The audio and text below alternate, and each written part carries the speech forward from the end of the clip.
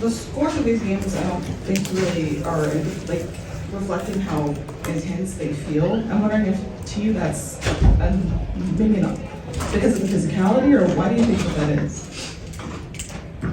The physicality is out of control, that's for sure.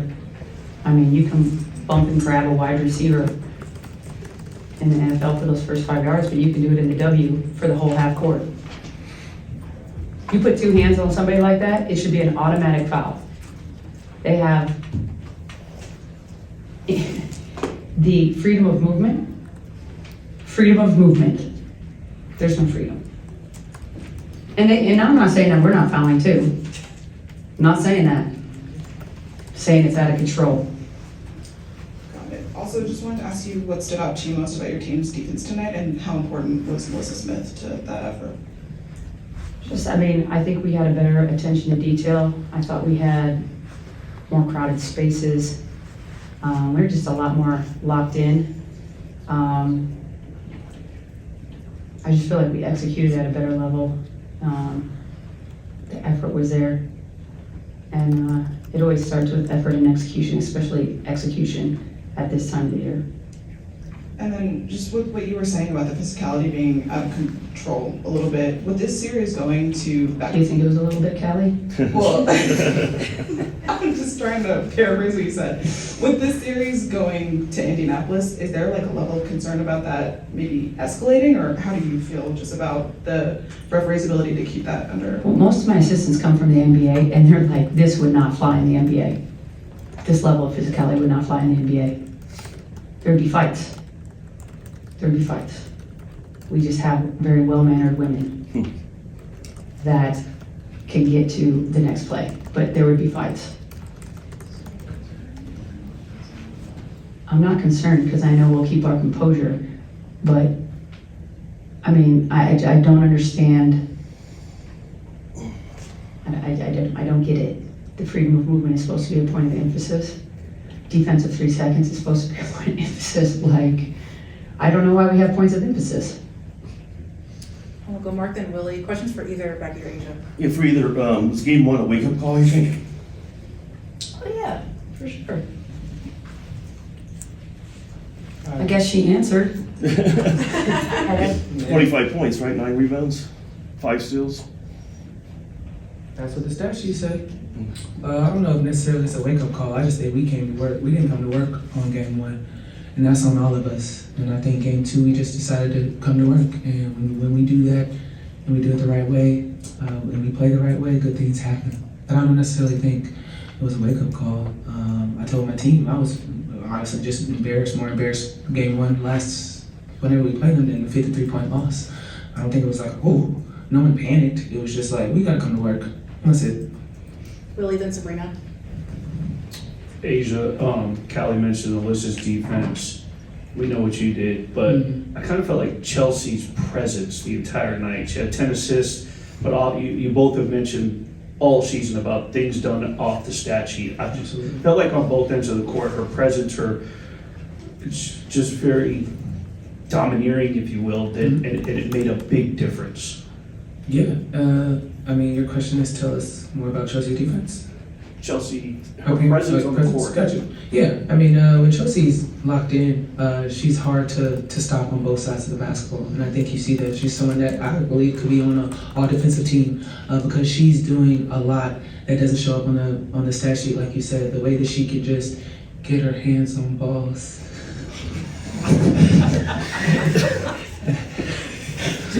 That's a moment with the wife. I feel like it's We love Chelsea. You don't need to watch it. My bad, sorry. I feel like it speaks volumes to just her presence that she has on both sides of the basketball, and those are the 50-50 basketballs that we talk about. Those are the ones that we're going to need in the postseason. So for her ability to do that and understanding her assignment when it comes to that, it really helps us. We'll go Sabrina, then Alexa. Becky, I was hoping just to get your thought process on a couple plays in a game, like, Coach? Yeah, I'm here, I'm all ears. All right, cool. You challenged that out of bounds call pretty early in the first quarter. It feels like it's earlier than you usually use a challenge. I'm wondering why you wanted. It went off red. Oh, I understand that. Yeah. Well, that goes to my point of like, There's 3 of you. I shouldn't have to use a challenge on something that went off your head. And I'm sure every coach would agree, like, that's maddening. If Steph had to use her challenge in the first 5 minutes, like, that's not ideal, especially on an out of bounds call, which I feel like is probably the easiest play to get right. However, I don't think Jeff missed it on purpose or anything like that. I'm just saying, if somebody missed it, the closest one, you have 2 others to help you. Like, somebody gotta see it. And then with Liz picking up her 4th pretty early in the 3rd quarter, you kept her in. Obviously it worked out, but I'm wondering, like, how many minutes were you hoping to steal there? Like, what was the justification there? Why I left her in? Yeah. Because I need to play her. And I got on her. I don't like to get on players and then not give them a chance to get it right. And she had a mistake, and you all probably saw me pull her over there and then let her go back to work. And I think she reeled off about 6 in a row after that. I don't like to take players off of mistakes. I hated that when I was a player. I don't like doing it to my players. So I want to correct it, but I want to give them a chance to get it right. Alexa, then Cassandra. Yeah, for either of you, we were talking last game about, more people stepping up to help Asia, and it felt like, NaLyssa did that, but also Dana had some, really crucial plays. So what did you see, I guess, from both of them? I know we talked a little bit about NaLyssa, but because holistically on the night. I thought Dana impacted the pace in the first half especially. We were able to kind of break it open with her getting downhill with that spacing, and then Liz I thought was really impactful in that second half, kind of when we were kind of faltering back and forth. I took a quick timeout. Everybody just responded. Anyways. Last few, we'll go Cassandra, then Kelly. Coach, when you referenced the physicality pregame, you said you can't tiptoe into a bar fight. I'm wondering how you would describe how your team entered this one. We entered it prepared and ready to go. I would say we did not tiptoe. Kelly, then Kelly. I know you talked about how everyone's so composed, everyone keeps their composure. How do you preach that to your team? I think in general, they're very composed people. Like Chelsea's composed, Asia's composed, Jackie's composed, Jewel's very composed.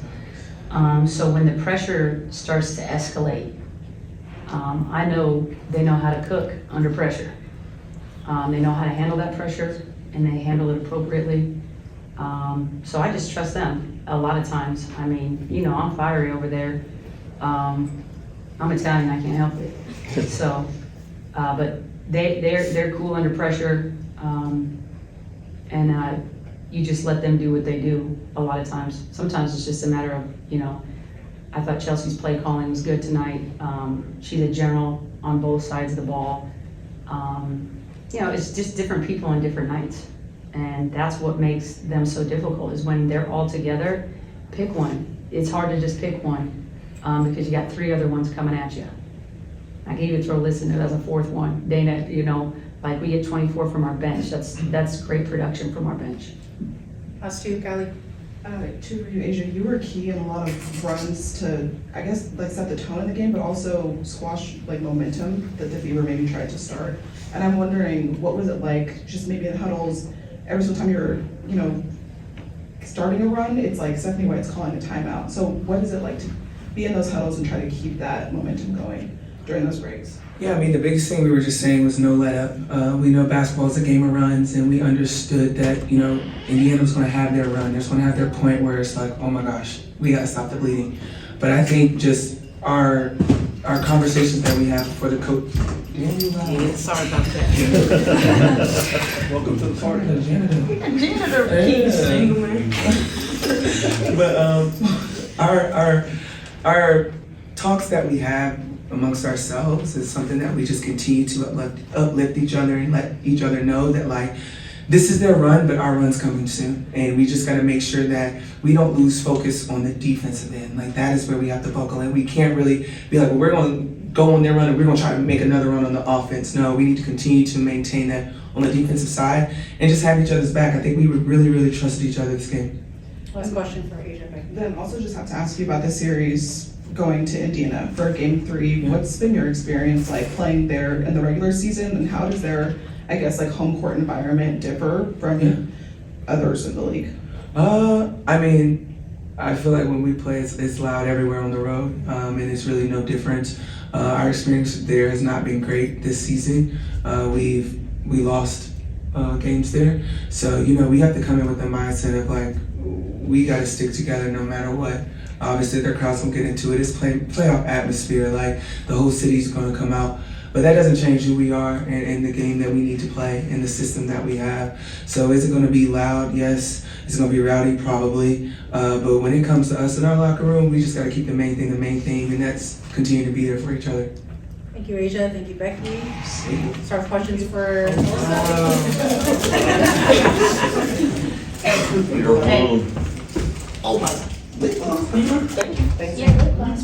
Like, should I sit in the middle or what? You're on the hot seat. Whatever seat you want. Yes. All right. Really want to start us off? Liz, Becky was asked a question about when you hit the 4th foul, but she kept you in.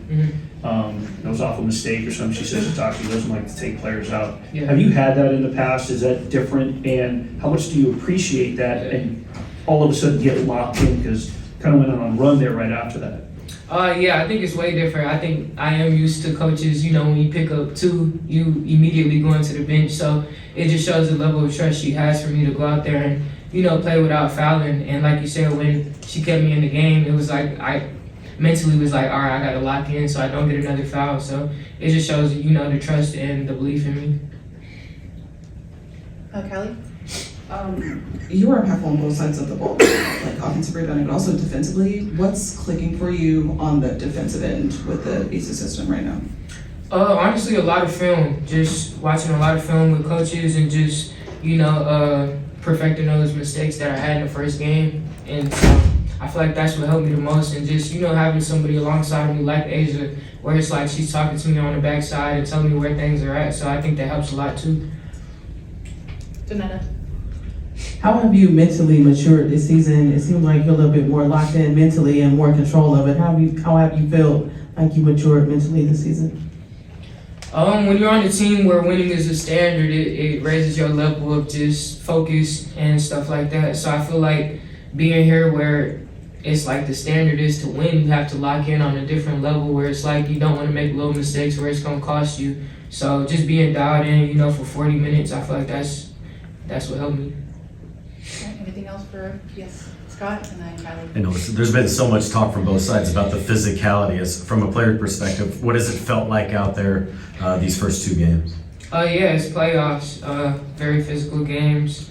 I feel like it's just we got to match the energy day in and day out, and I feel like that's what we did today. Kelly? Obviously, I asked everybody about this, but just for you as somebody who played for the Fever, what's it going to feel like to go back to Indianapolis for game 3 on a court that you played on as a player? I think it'll be cool. They always have a great crowd. It's just going to be different being on the other side of things. But I think we know how to weather storms. We've been in environments where it's big crowds already, so I think we'll be fine. Willie? Liz, off the question about the physical series, do you like that? Is that something that where you come in and you learn this system? They talk about poise and calm, but is that also a style that you like and embrace? Being physical? Yeah, I'd say for sure. I feel like when teams are being physical, it kind of turn you up a little bit to a different level. Of course, playing without fouling or whereas the physicality doesn't lead to injuries and stuff like that. I feel like physicality is good for the game. We'll go to Andrew Jones on Zoom. Andrew, please unmute. Thanks as always, Liz. Your footwork tonight was terrific, including the Euro step that you had there. Thank you. That's your favorite play? Was that your favorite play that night? Probably, yeah. I don't remember. I gotta watch the game back, but probably off the top of my head, yeah.